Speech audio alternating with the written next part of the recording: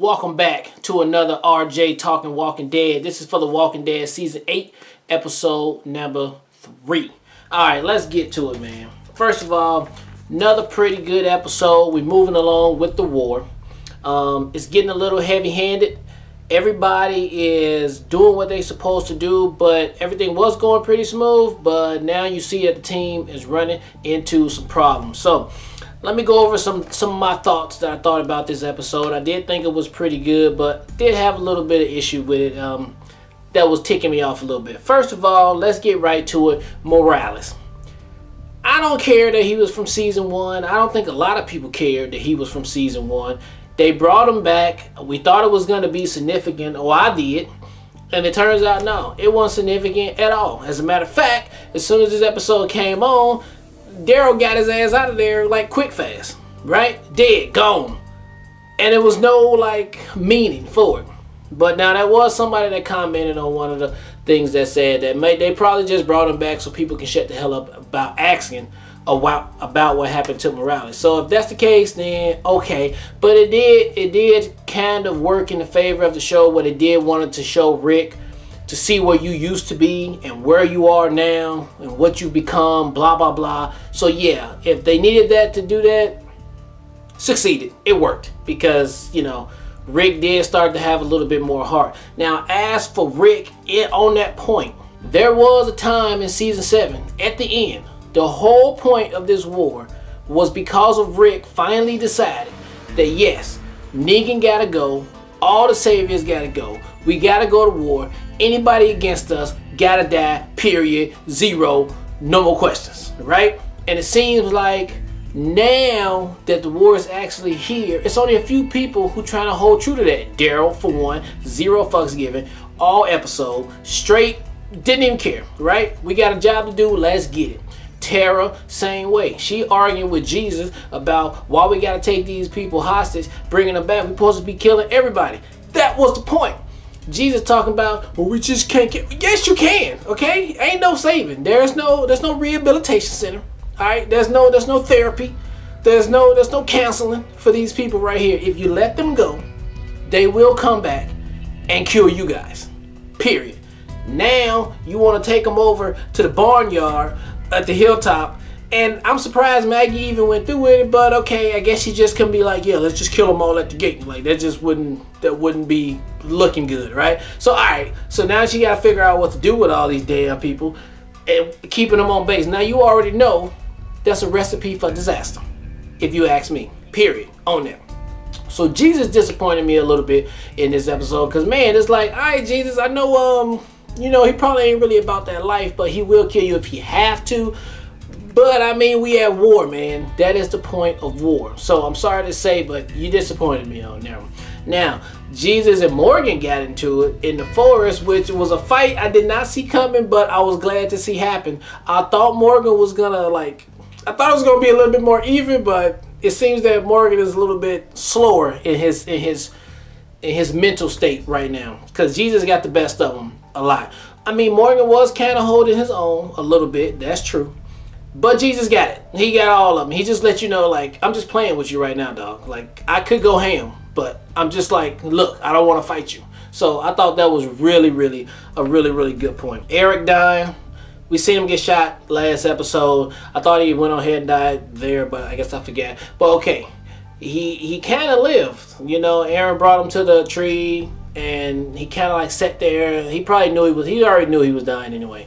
And so he talked to Aaron, gave him his last words, but then we see him walk off into like his zombie stage, and it was a very heartfelt moment on the show, which I thought was pretty good. So we didn't get to see him like die and walk away. So I'm sure we might see Eric come back as one of the zombies that Aaron might see and have to kill. That's gonna be, I know they saving that for when they need to have that hit the heartstrings on them. That Gregory part, I know some people was probably a little disappointed in our reaction that we didn't add that part in there, but I'm gonna add it here right now. Is he the first one back though? Because then nobody else. I know you're in there. I know you can hear me. Did they kick him out? But is the gate broken? told him to oil that. Gates not drunk. What are you doing with Gabriel's car? Where is he? I don't know who that is. The car was just there. So what are you doing here? I live here. This is my home. I built this place. You weren't here for that, but some of us didn't just show up. Shut your damn mouth! You really gonna stand there and pretend you didn't try to sell us out, sell this place out? To the saviors? I was working for the side of sanity. I was working for peace. You threatened to kick people out. I tried to save lives. Now those people are cannon fodder. Those people are fighting for a better life. Look, the throwing at the family's line was all Negan. He made me say those horrible things. I went to them in you know, in the interest of furthering Yourself. good faith diplomacy. I tried to save lives.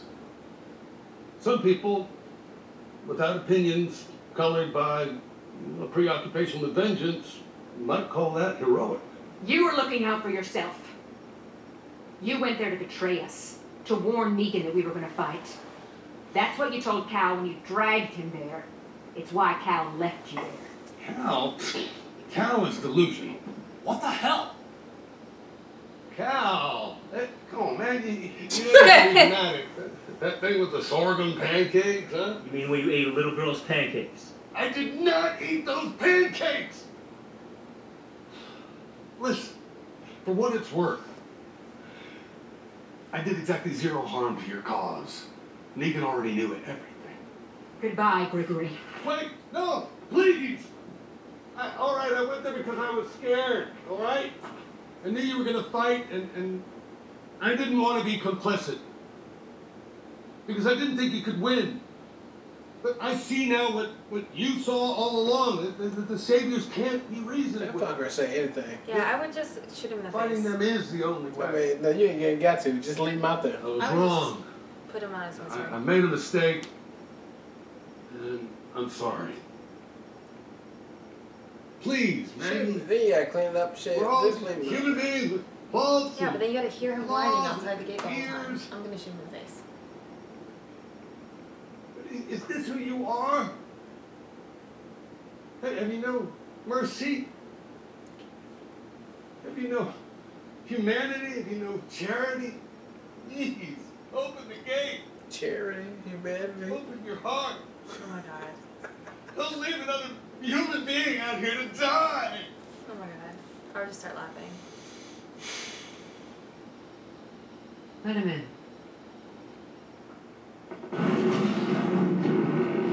Thank you. With everything he did? Why? It's not worth killing. Not yet, anyway. Not You yet. won't regret this. I've changed. I'm a believer now. You're a worker now. You'll see. You're no longer in charge. Maggie? We are not letting them in. No way. With what they did, with what they do, they are monsters. Gregory, no. This is not a sanctuary for killers. We put the safety of everyone in jeopardy. Get out of here. I know what they are. I have stared into the face of... Gregory! Go. Right. You're like, Get out of here. you're just a regular guy now. Just You're not let you sorry. in. He actually came back after all that. I'm going I tomorrow. actually let him Right in. now. Get all my shit. We didn't really find it that funny and, you know, to include in there. But, I mean, I guess a lot of people did. So, that's why I'm giving it to you guys right now, right here. So, other than that, Gregory is a little whiny biatch, if you ask me. His time on the show is coming to an end, whether he knows it or not. I'll be surprised if he makes it all the way through, though. I will really be surprised because he is a snake. And they will find out what he did with that car and Gabriel. Because he lied about it. It was just sitting there, blah, blah, blah.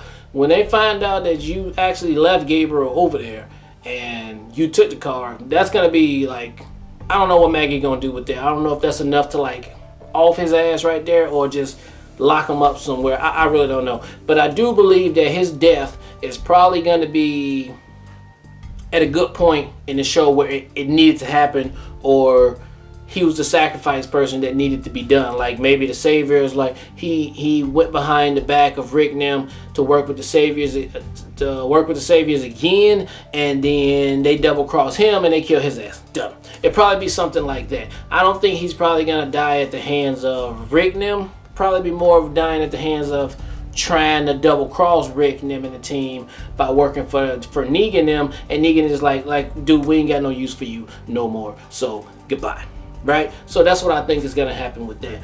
Moving forward, this is the 3rd episode now that we got to, and we have not went back to Alexandria. We have not seen what's going on with Negan and Gabriel. I thought we'd be back there by now, but I guess not. So I'm guessing now, episode 4, we have to go ahead and see what's going on over there, because at the end of this episode, King Ezekiel, they were making gains now. No lives lost.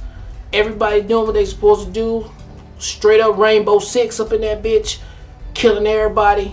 Getting what they gotta get. And it seems that was good writing too. The guns that Rick was looking for at that first compound had already been moved to this other compound, which we find out at the end of this episode, they still got the big ass guns over there. There's 50 cal that just shot at everybody. Now we know Ezekiel is probably gonna live because we've seen a lot of people jumping on top of him, but they did lose a lot of people. They lost a lot of people right there. So those are the guns they're gonna have to get. Carol did walk off, so I'm guessing when it comes back on and they keep shooting, blah, blah, blah, she's gonna probably come up from behind, boom, take out the sniper, and then we're gonna settle that. Then we're gonna probably go ahead and move back on, hopefully to see what the hell going on with Negan and Gabriel inside that little place. What's going on with the Saviors yet again, because I'm very interested to see how we finna deal with this situation, because Dwight is still in there too, so he'll be mixing them and adding some salt in there to get people against each other. So that's gonna be very interesting when they go back to that side of town. And what's going on back at Alexandria, checking in with Carl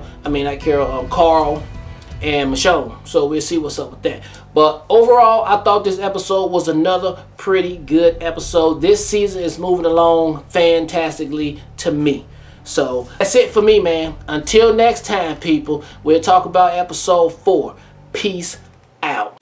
John vibe in the air, let's go! I got the VIP locked down, cause I'm the hardest dude in the club right now. She got the VIP locked down, cause she the baddest chick in the club right now. I got the VIP locked down, 'cause I'm the baddest chick in the club right now. He got the VIP locked down, 'cause he the hottest dude in the club right now. Look, I'm on the guest list, walking past these